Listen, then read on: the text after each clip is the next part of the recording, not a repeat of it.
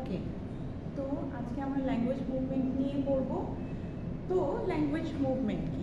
Language movement হচ্ছে 1952 সালের যে ভাষা আন্দোলন হলো, এতে যে আমাদের ভাষা উর্দু হবে না বাংলা হবে, এটা নিয়ে যে বিতর্কটা ওঠে এবং এর ফলে যে আন্দোলনটা হয় সেটাই হচ্ছে আমাদের ভাষা আন্দোলন অথবা ল্যাঙ্গুয়েজ মুভমেন্ট। ওকে, তো বেসিক্যালি এই ভাষা আন্দোলনের প্রশ্নটা ওঠে কখন থেকে?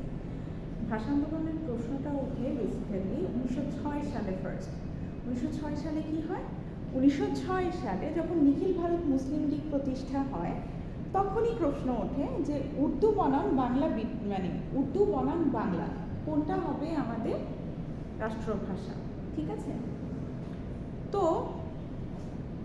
1937 সালে মুসলিম লীগের সভাপতি মোহাম্মদ আলী জিন্নাহ উর্দুকে দলের দাপ্তরিক ভাষা হিসেবে প্রবর্তনের উদ্যোগ গ্রহণে তৎপর হয়, কিন্তু এটা সফল হয়নি, কারণ তৎকালীন প্রধানমন্ত্রী একে ফজলুল হক এবং আরও অনেকে এর বিরোধিতা করেন। ঠিক আছে, তাহলে আমার দুটো সাল, প্রথম সালটা হচ্ছে 1907, প্রথম প্রশ্ন ওঠে, এবং সেকেন্ড সালটা হচ্ছে 1937, যখন মোহাম্মদ আলী জিন্নাহ দাপ্তরিক ভাষা করার জন্য, অফিসিয়াল ল্যাঙ্গুয়েজ করার জন্য উর্দুকে হচ্ছে ভাষা করার জন্য প্রশ্ন তোলেন, কিন্তু সেটা গ্রহণযোগ্য হয়নি একে ফজলুল হকের জন্য এবং অন্যান্য নেতাদের জন্য। ওকে, এরপর আমরা জানি যে পাকিস্তানের মানুষের 56% মানুষের মুখের ভাষা ছিল কি? বাংলা, এবং বাকি শুধুমাত্র 6% মানুষ কথা বলতেন কিসে? মানুষ কথা বলতেন উর্দুতে। এরপরেও উর্দুকে রাষ্ট্রভাষা করার জন্য প্রস্তাব দেন প্রথমে কে? চৌধুরী খালিকুজ্জামান এবং আলিগড় বিশ্ববিদ্যালয়ের উপাচার্য ডক্টর জিয়াউদ্দিন আহমেদ প্রমুখ। তাহলে কে কে? প্রথমে হচ্ছে চৌধুরী খালিকুজ্জামান, নামটা হচ্ছে প্রথম চৌধুরী খালিকুজ্জামান।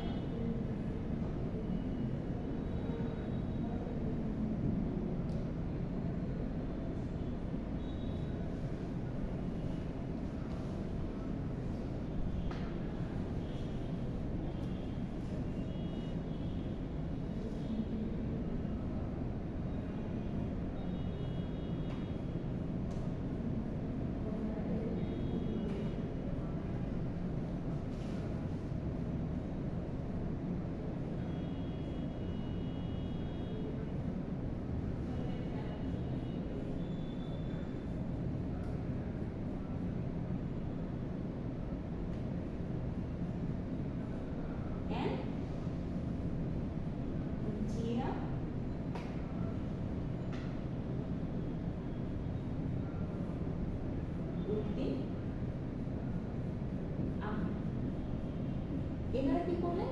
এনারা চাইলেন যে আমার রাষ্ট্রভাষা উর্দু হবে, কিন্তু এটার বিরোধিতা করলেন কে? সবার প্রথমে এটার বিরোধিতা করলেন আমাদের ভাষাবিদ।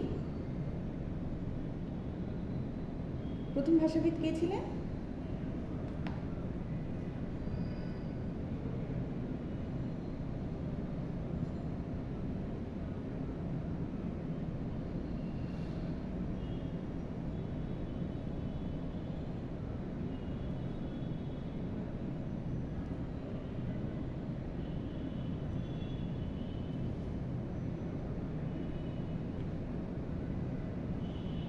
ডক্টর মোহাম্মদ শহীদুল্লাহ।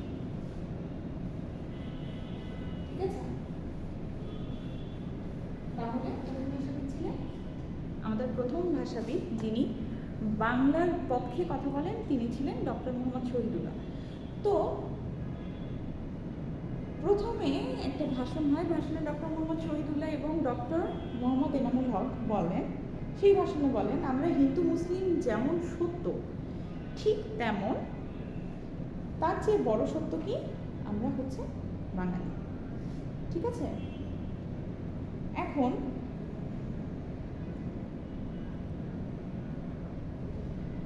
এর পক্ষে বেসিক্যালি আমাদের আসল ঘটনাগুলো সেগুলো কত সাল, আমাদের আসল ঘটনাগুলো শুরু হয়েছে 1947 সালে। 1947 সাল থেকে যখন থেকে আমাদের দেশ ভাগ হয়, পার্টিশনটা হয়। আমাদের ভারত পাকিস্তান পার্টিশনের পর থেকেই বেসিক্যালি আমাদের ল্যাঙ্গুয়েজ কোনটা হবে সেটা নিয়ে আরও বেশি প্রশ্ন ওঠে। তো প্রথম যেটা হয় সেটা হচ্ছে যে আবুল কাসেমের নেতৃত্বে, এই যে আমাদের চৌধুরী খালিকুজ্জামান এবং জিয়াউদ্দিন আহমেদ রাষ্ট্রভাষা উদ্যোগের মানে উদ্যোগ প্রস্তাব করেন কত তারিখে, এটা প্রস্তাব করেন হচ্ছে 17 এটা প্রস্তাবিত হয় 17 তো এরপর প্রথম 1947 সালের 2 ডিসেম্বর কি হয়, 2 ডিসেম্বর অধ্যাপক আবুল কাসেমের নেতৃত্বে একটি সাংস্কৃতিক প্রতিষ্ঠান গঠিত হয় যার নাম থাকে তমুদ্দিন মজলিস। তাহলে কত তারিখে, 1947 সালের 2 সেপ্টেম্বর অধ্যাপক আবুল কাসেমের নেতৃত্বে একটি সাংস্কৃতিক প্রতিষ্ঠান গঠিত হয় যার নাম হচ্ছে তমুদ্দিন মজলিস। ওকে, এরপর হচ্ছে 15 সেপ্টেম্বর কি হয়, 15 সেপ্টেম্বর ভাষা আন্দোলনের জন্য প্রথম পুস্তিকা অথবা বই পাকিস্তানের রাষ্ট্রভাষা বাংলা না উর্দু শিরোনামে প্রকাশ করে তমুদ্দিন মজলিস। ওকে, তাহলে 2 সেপ্টেম্বর এটা প্রকাশিত হলো এবং 15 সেপ্টেম্বর একটি পুস্তিকা গঠিত হলো যার নাম হচ্ছে পাকিস্তানের রাষ্ট্রভাষা বাংলা না উর্দু। আচ্ছা, এই বইয়ের লেখক ছিলেন 3 জন। কে?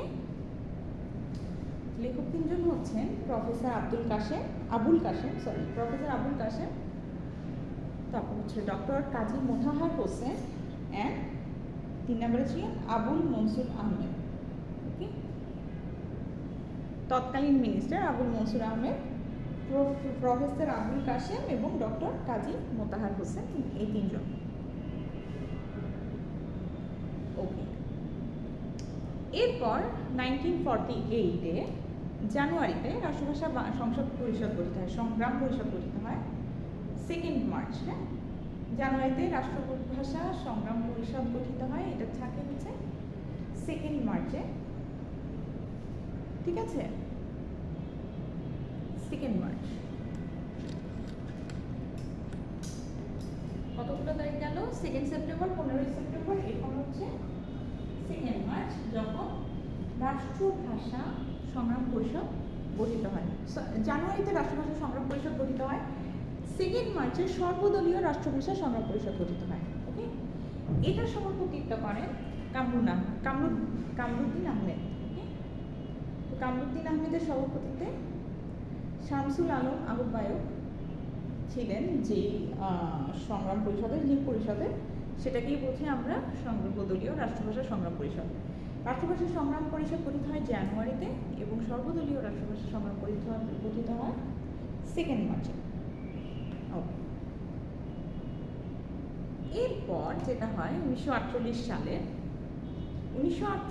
এগুলো কিন্তু জানুয়ারি এবং হচ্ছে আমার 2 মার্চ কিন্তু 1948 সালে। ওকে, এই দুটো আমার 1947 সাল শেষ। 1947 সালের পরের যে 1948 সাল আছে, 1948 সালের জানুয়ারিতে রাষ্ট্রভাষা সংগ্রাম পরিষদ গঠিত হয় এবং 2 মার্চ হয় সর্বদলীয় রাষ্ট্রভাষা সংগ্রাম পরিষদ।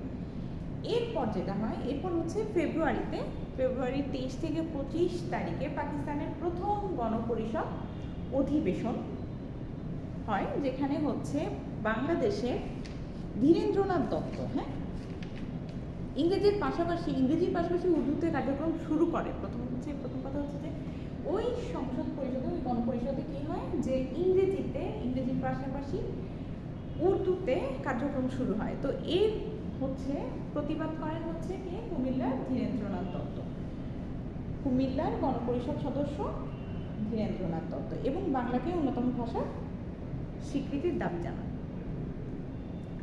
ওকে, এরপর হচ্ছে 11 মার্চ, এই যে বাংলাদেশ দাবি জানান, এটা হচ্ছে আমার প্রথম প্রতিবাদ। হ্যাঁ, এটা হচ্ছে আমার প্রথম প্রতিবাদ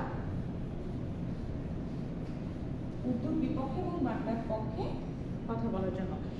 এরপর 11ই মার্চ যেটা হয়, 11ই মার্চ স্টুডেন্ট অ্যাকশন কমিটি গঠন হয়। 11ই মার্চ স্টুডেন্ট অ্যাকশন কমিটি গঠন হওয়ার পর যেটা হয়, এই স্টুডেন্ট অ্যাকশন কমিটি সাধারণ ধর্মঘটের আহ্বান করে। ঠিক আছে, সাধারণ ধর্মঘটের আহ্বান করেন, অনেক ছাত্র আহত হয় এবং এটাতে কি হয়, এটাতে হয় বঙ্গবন্ধু গ্রেপ্তার হন। এবং এই সাধারণ ধর্মঘটে বঙ্গবন্ধু তো গ্রেপ্তার হচ্ছেনই, এবং আমাদের পশ্চিম পাকিস্তানের কি হয়, পশ্চিম পাকিস্তান এই আন্দোলনে, এই ধর্মঘটে কি বলে, এই ধর্মঘটে বাধা দেয় এবং এর ফলে অনেক ছাত্র আহত হয়। ঠিক আছে, এই জন্য 1948 থেকে 1952 সাল পর্যন্ত ভাষা দিবস আমরা 11ই মার্চ পালন করি। তাহলে প্রথম কথা হচ্ছে, বঙ্গবন্ধু ভাষার জন্য গ্রেপ্তার হন কত তারিখে? 11ই মার্চ। এটা কিন্তু ভাষার জন্য গ্রেপ্তার হন বঙ্গবন্ধু, এবং এটা হচ্ছে 11ই মার্চ।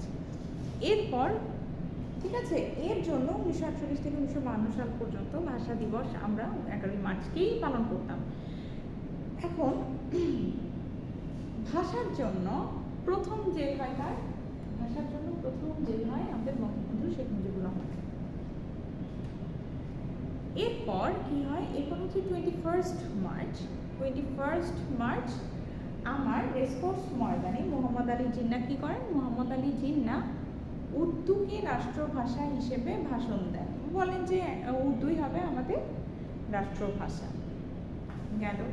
তো মোহাম্মদ আলী জিন্নার পর এরপর হচ্ছে 24 মার্চ আবার কার্জন হলে ঢাকা বিশ্ববিদ্যালয়ের সমাবর্তন অনুষ্ঠানে সেম কথা উনি রিপিট করেন। সেম কথা রিপিট করা হলে ছাত্ররা এখানে বাধা দেয়। ঠিক আছে, বাধা দেওয়ার ফলে উনি